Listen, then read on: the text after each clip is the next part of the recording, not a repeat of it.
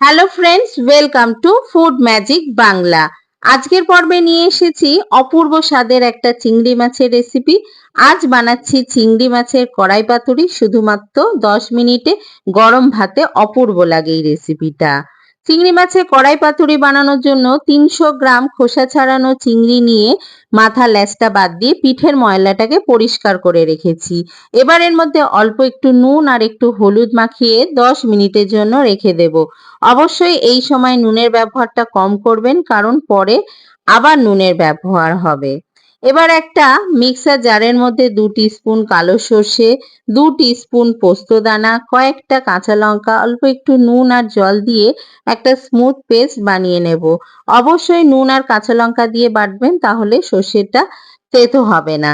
এবার একটা কড়াইয়ের মধ্যে অল্প একটু নুন, 1/2 টিস্পুন হলুদ গুঁড়ো, 1/2 টিস্পুন লঙ্কার গুঁড়ো আর বেশ কিছুটা সর্ষের তেল দিয়ে হাত দিয়ে ভালো করে মশলাটাকে মিশিয়ে দিতে হবে। এখানে আমি ঝাল লঙ্কার গুঁড়ো ব্যবহার করেছি। আর নুনটা কম দিয়েছি, কারণ মাছেও নুন মাখানো ছিল, আবার মশলাও বেটেছি নুন দিয়ে। এবার সেই সর্ষে, পোস্ত, কাঁচা লঙ্কা, নুন দিয়ে যেটা বেটে নিয়েছিলাম সেটা দিয়ে ভালো করে মিক্স করে দিয়ে আগের থেকে নুন হলুদ মাখিয়ে রাখা চিংড়ি মাছটাকে দিয়ে আবারও হাত দিয়ে ভালো করে মেখে নিচ্ছি। আর দিয়ে দেব আরো কয়েকটা কাঁচা লঙ্কা।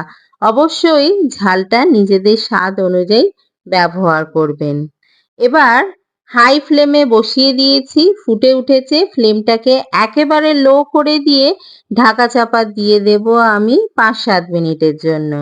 5-7 মিনিট পরে ঢাকা খুললাম, চিংড়ি মাছ সেদ্ধ হয়ে গেছে। ওভার কুক কিন্তু একেবারেই করবেন না, আর কোনো রকম জল ব্যবহার না করেও বেশ একটু ঝোলঝোল হয়ে গেছে।